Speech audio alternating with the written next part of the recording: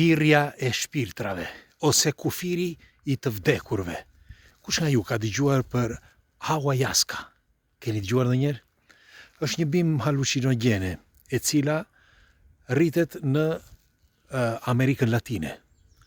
Është një bimë mjaft e përhapur kohët e fundit, u përhap rreth viteve 90, por ndiqeni me vëmendje këtë histori që do t'ju tregoj tani, sepse ka disa gjëra që duhet që të dini. Informacioni është baza e njeriut.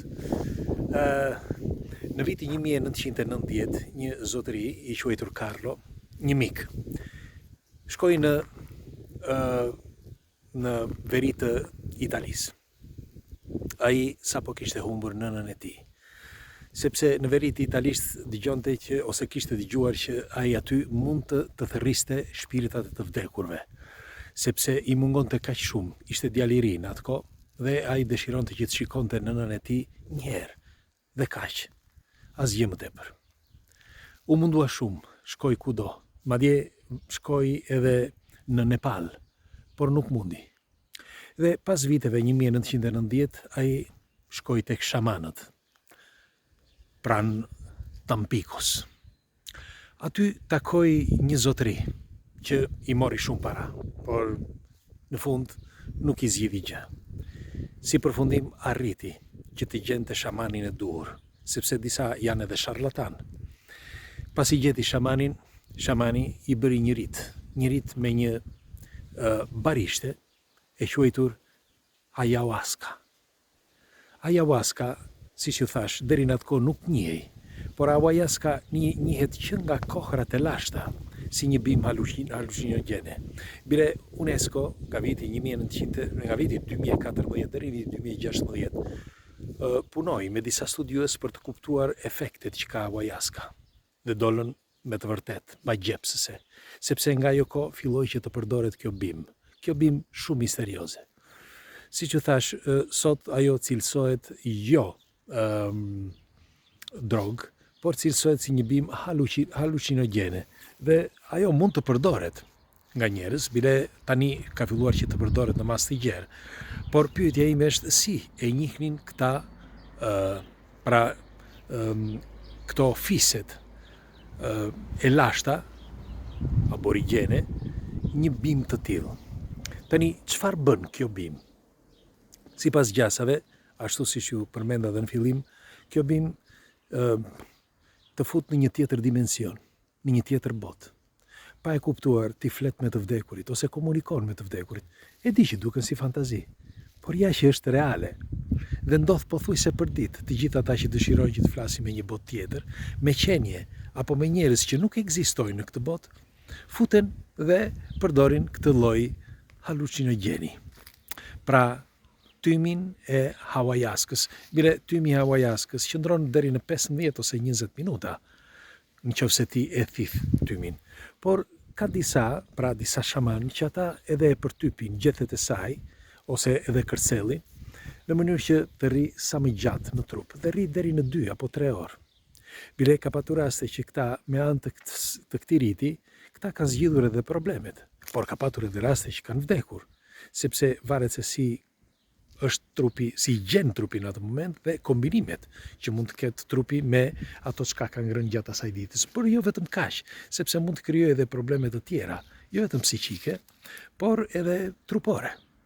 Megjithatë, e vërteta qëndron që Carlo kur shkoi atje që bëri këtë ritin, ai çuditërisht thotë se foli me nënën e tij. Ka qarë për 3 ditë rresht, sepse ai thotë që nuk ka mundësi që të ishte një halucinogen. Por është diçka që vërtet të bën që të futesh në një tjetër botë. Nuk dihet nëse kjo është e vërtet, nuk dihet nëse ai pati një moment halucinacioni, ose nuk dihet nëse kjo që I ndodhi atij mund të shtyhet nga gjinde ose nga qenie të tjera që ne nuk I njohim, nuk I perceptojmë dot, e megjithatë të fusin në një botë tjetër, sikur ajo botë tjetër të ekzistonte në mënyrë paralele. Carlo u kthye dhe e kam pyetur gjatë. Dhe ai nuk do që ta përsëris më atë bisedë, por në atë kohë kur më thoshte, kur kemi folur për këtë bisedë, Ai jo vetëm që ishte i bindur, por mallëngjej sa herë që fliste, sepse ishte thot kaq reale. Jo vetëm, shiko, problemi është që nuk është vetëm që ti komunikon me një botë tjetër, si thot ai, por bota tjetër jo vetëm që është kaq reale, por është shumë herë më shumë interaktive, pra emocionet janë tepër të mëdha sa që mund multiplikosh ato, ti shumëzosh ato, më falni, me 100, të paktën kështu thot. Dhe ajo eksperiencë që i ndodhi atëherë, thot që nuk do që ta përsëris më, sepse ka frikë se mos mbetet në një botë tjetër ose në një dimension tjetër.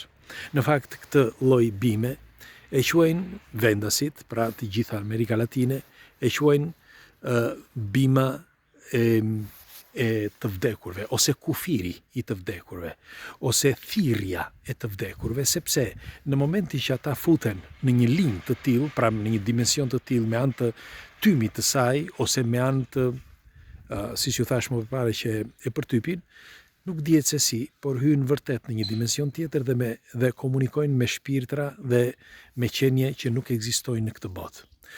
Këto janë ato çfarë thuhet për Hawajaskën, dhe unë do dëshiroja një komentin tuaj. Ju çfarë mendimi keni për këtë argument? A e kishit dëgjuar ndonjëherë? Ose në qoftë se nuk e keni dëgjuar, çfarë mendimi keni?